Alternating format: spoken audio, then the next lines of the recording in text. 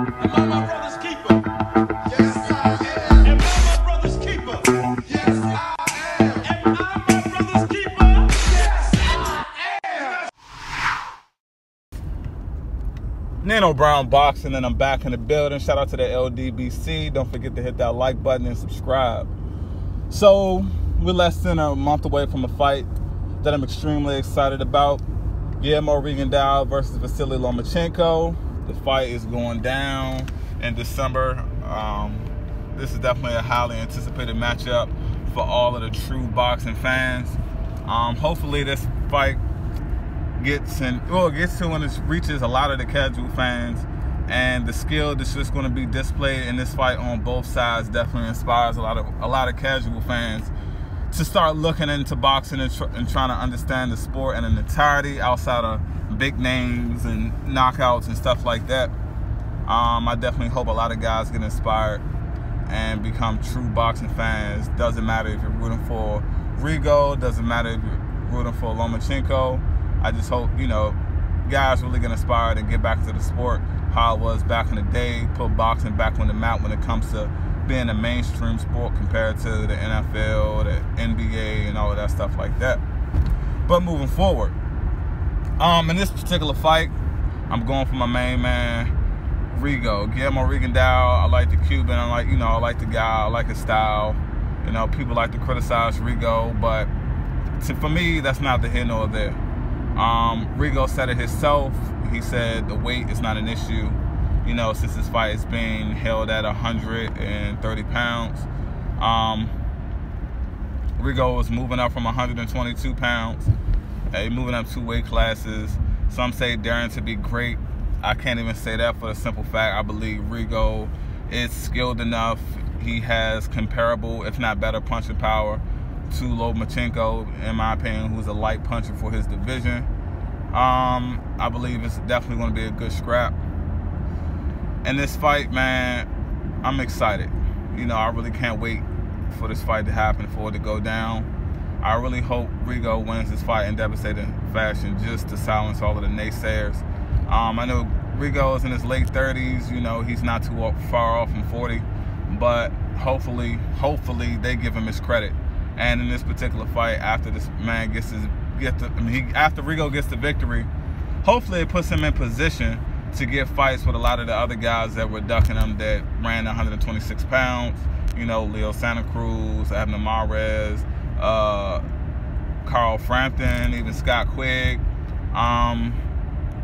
Even he didn't run from him, but even getting the fight with Gary Russell, I believe Rigo needs those fights, and if he has the opportunity to fight all of those guys before he retire, including beating Lomachenko, he definitely has the ability to go down as an all-time great, especially if he can dare to be great again and go up to 135 and get a title with that division.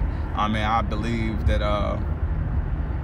Rigo can beat one of those title holders at that division, despite the dramatic size difference, with Rigo only being 5'4", and he spent a majority of his career, at 122 pounds. If Rigo can go up to 135, capture a title, and beat the guys at 126, in my opinion, Rigo can go down as top 5 boxer in history of boxing. That's just my opinion, but that's definitely a tall order considering Rigo's age. Father time waits for no man, so it'll definitely catch up with him. But when it comes to the details of this fight, it's going to be on ESPN. Man, I can't express how excited I am for this fight. Hopefully a lot of people watch. I wish I had the opportunity to go to this fight, but I already know I won't be able to, but it's fine. I'll definitely be watching and tuning in. My prediction for this fight, I'm going to go out on a limb and just say I see Rigo winning by TKO. I know a lot of people are talking about the size difference. Now, I haven't done my fact checkers, but I heard on Fanon International Boxing Channel that this fight has a rehydration clause for Lomachenko that's 138 pounds. I believe that's a big deal for this particular fight, when people kept on saying that the size difference will you know, the size difference will impact the fight dramatically. Now, if Loma can't rehydrate or to 140, 145, whatever the case may be, and he has to stay, you know, at the 138-pound mark, it gives Rigo the opportunity to, you know, have a little bit more of an even playing field, despite that he's jumping 2 weight classes. So me, I'm predicting the 8th round TKO. I believe a lot of stuff that Lomachenko does against a lot of lesser opponents won't work on Rigo. I believe Rigo defense is phenomenal. I know he's been knocked down before, but his defense is phenomenal. He's like a modern day ninja in that ring, and it's just a spectacular thing to watch. And I definitely am grateful that I have an opportunity to witness this firsthand, compared to, you know, seeing Rigo fights like 50 years from now and just wondering, you know, how it was. To me, even though Rigo doesn't get the recognition, in my opinion, he's like a modern day Bruce Lee when it comes to his fighting ability. Like, his skill is just on a whole nother level. But I believe Rigo power will definitely carry up. I believe Lomachenko will have a difficult time, and he's going to be shocked by the amount of power that Rigo has. A lot of guys like, you know, Bob Arum and a lot of those Rigondeaux detractors are trying to downplay Rigo, saying he's boring, he can't do this, he can't do that. All I hope for Lomachenko is skills, recognized skills. He doesn't fall victim to the hype surrounding his own name, and he doesn't fall victim to the biased opinions that have been put out there by the mainstream media when it comes to Rigo. If Lomachenko, you know, if he's on his game and he's not focused on the bias the biased rhetoric that the mainstream media is putting out, Rigo definitely, Lomachenko definitely has an opportunity to give Rigo the fight of his life. But if Rigo can catch Lomachenko slipping just one bit, I think Lomachenko is going to be in for a long night. The power of the smaller guy is definitely going to shock him. Lomachenko's inability to hit Rigo is definitely going to shock Lomachenko. All of that pity pat stuff is not going to work on Rigo. Like, the guy's fight experience is crazy.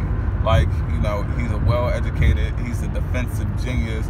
Even though he's very economical with his punches, when he lets his hands go, he releases hell, fire, and fury on his opponent's chin, breaking jaws like like no other, for real.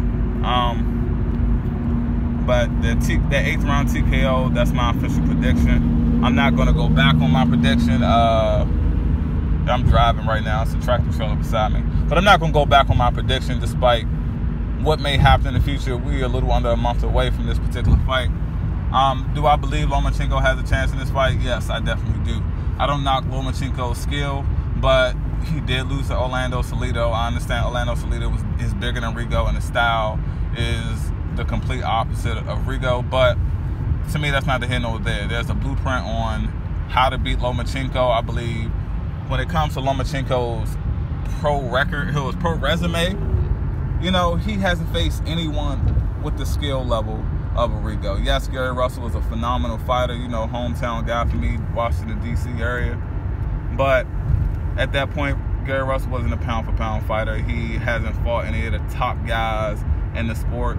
And Rigo has the ability to beat anyone on Lomachenko's resume. And I believe that Rigo beats those guys in a more dominant fashion than Lomachenko did, with the size disadvantage. So hopefully everyone tunes into this fight. I may drop a part 2 about this fight.